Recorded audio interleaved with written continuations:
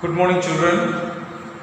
Today we are going to start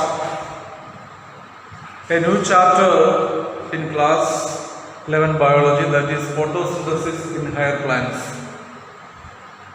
You might have studied photosynthesis in lower classes.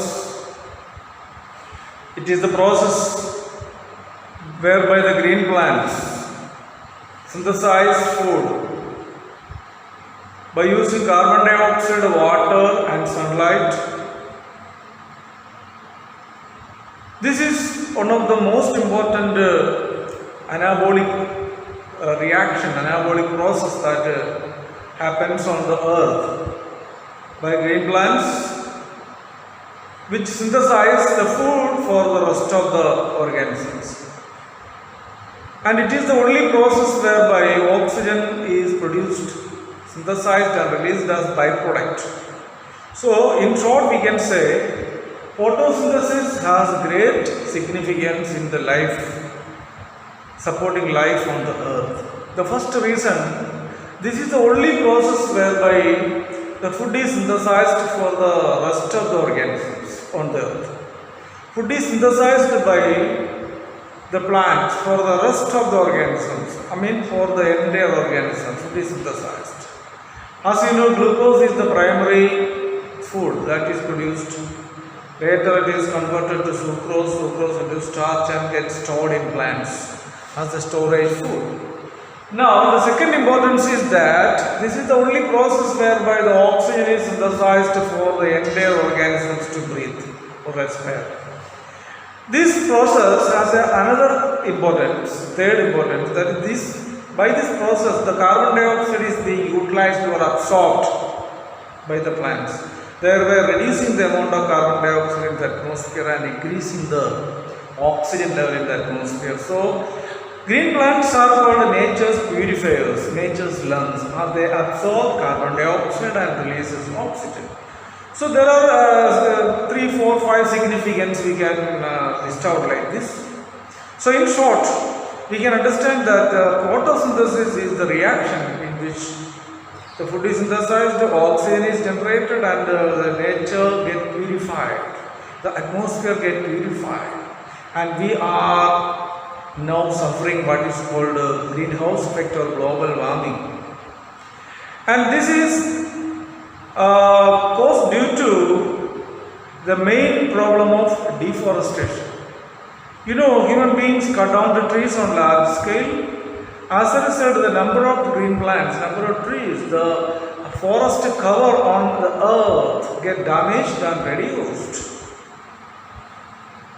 And this is the reason why the greenhouse effect or global warming we experience increase day by day. You know, Antarctica. Most of the part of Antarctica, the ice belt is being melted. And the low-lying areas of the earth submerged in water. Productivity of plants changes, seasonal variations, and a lot of impact on the environment, the life of organisms, and the continental problems, the problems of the land area, and lot of problems developed due to the deforestation. So, in this chapter, we are now going to study what are the initial steps happens in photosynthesis and the discovery related to photosynthesis during the course of our history. Let's now discuss the early experiments. You might have seen, what do you know about photosynthesis? We have seen some of the experiments in the lower classes. For example, a leaf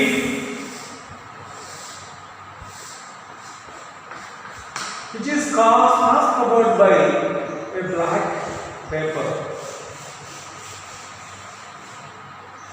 Still in the plant body, exposed to sunlight or exposed to daylight. The only part of the plant which is not covered by the black paper, when tested for starch, showed a positive result. It means that this part where there is no paper, black paper, when exposed to sunlight, it performed photosynthesis and starch produced.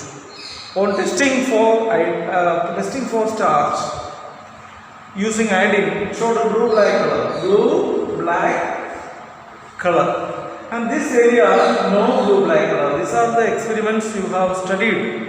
So, half-leaf experiment indicated that the region of the leaf which is exposed to sunlight showed the positive test for starch, and those region which is covered by black paper did not show what the positive result, that is does not change into blue-black on adding iodine solution. So this is a very simple experiment that you have learned in the previous years. Now, like that, there are a lot of experiments. Potassium hydroxide. Potassium hydroxide is a chemical. In the presence of potassium hydroxide, carbon dioxide will be absorbed. Potassium hydroxide absorbs carbon dioxide. In a closed container in which the leaf or plant is kept, in which the potassium hydroxide is kept, we do not see any photosynthesis in the presence of carbon dioxide, because in the presence of potassium hydroxide they absorb carbon dioxide and no more carbon dioxide is available to the plants for photosynthesis. So potassium hydroxide absorbs carbon dioxide. You know this experiment as well, and I am not going to explain this because you know it is simple. These are some of the experiments that we have studied in our earlier years. But later on, many scientists came out with their own discoveries. For example, Joseph Priestley. You know, Joseph Priestley discovered oxygen in 1774. Joseph Priestley, using a bell jar experiment, you know, bell jar. If I use a bell jar,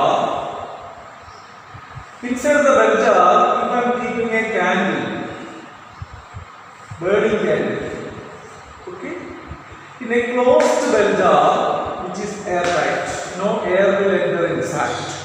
You know, the candle flame get extinguished after some time because of the lack of oxygen in it. And not only that, the mouse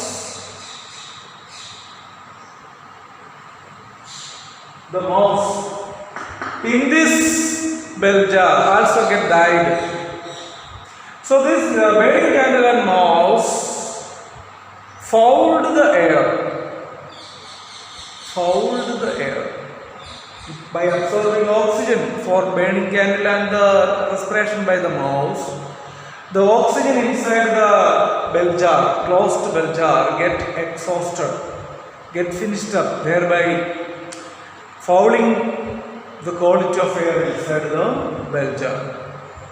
But once you keep a potted plant I kept here, okay? Once you keep a potted plant, this will not happen because the potted plants in the presence of sunlight produce oxygen by photosynthesis, and that oxygen would be used by the burning candle to burn further, and also the mouse to be alive. So in this activity, the most important idea that we get from this Joseph Priestley's experiment by bell jar indicate that the green plants in the presence of sunlight produced the air which supported the burning of candle and supported the mouse to exist or survive. So some air that produced by the green plants in the presence of sunlight supported the mouse and the burning candle. So this is the experimental idea that we got from Joseph Priestley, and he proved that it was the oxygen in 1774 that the green plants released by photosynthesis in the presence of light. You got it? Yes, very clear. Now, another scientist, Jan Ingenhousz. Jan Ingenhousz, a very genius scientist. He used sunlight. Sunlight is essential for photosynthesis and proved that sunlight is essential for photosynthesis. Sunlight is essential for photosynthesis. Okay? In the presence of mint plant, M-I-N-T, mint, a small plant, what is the plant name? Mint plant. In the presence of mint plant, in the presence of sunlight, the small bubbles of air came out. Small bubbles of air came out. And these bubbles of air was proved to be oxygen. So in this way, Jan Ingenhousz supported experimentally the Joseph Priestley's discovery of oxygen that had glowed during photosynthesis in green plants in the presence of sunlight. So actually, Joseph Priestley's experiment and Jan Ingenhousz's experiments are correlated and similar. They both, experimentally prove that the oxygen is evolved during photosynthesis. Right? Now, another scientist, T.W. Engelmann, very genius scientist. He came out with some other new idea. What he did, he split the light by using a prism. He split the light. When the light is split, that solar spectrum is divided into visible spectrum of 7 colors: violet, indigo, blue, green, yellow, orange, red. And he illuminated this light to an algae called a cladophora in the presence of aerobic bacteria. In the presence of aerobic bacteria, the algae cladophora is illuminated by particularly the blue and red light. Blue and red light of the visible spectrum.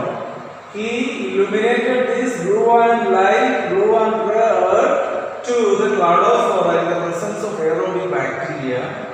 And what happens, the cladophora, proved that it released the oxygen. It was absorbed by the aerobic bacteria, and in this way, the idea for absorption spectrum, that is absorption spectrum during photosynthesis, the green plants or any green pigmented organisms absorb sunlight against the wavelength of light, with particular wavelength of light, particularly blue and red light. He used chlorophyll A and B in the cladophora. How cladophoras pigments chlorophyll A and B absorb blue and red light. Thereby, he experimentally proved that there is absorption spectrum during the light reaction, which different pigments, particularly chlorophyll A and B, absorb different lights of the visible spectrum. We can say blue and red light. Blue and red light.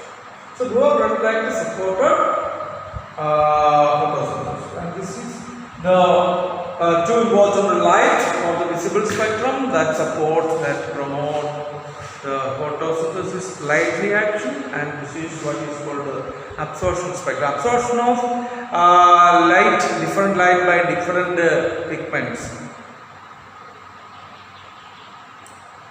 Rate of absorption of light by different pigments is something that is called absorption spectrum. This is the introduction of this chapter. Thank you.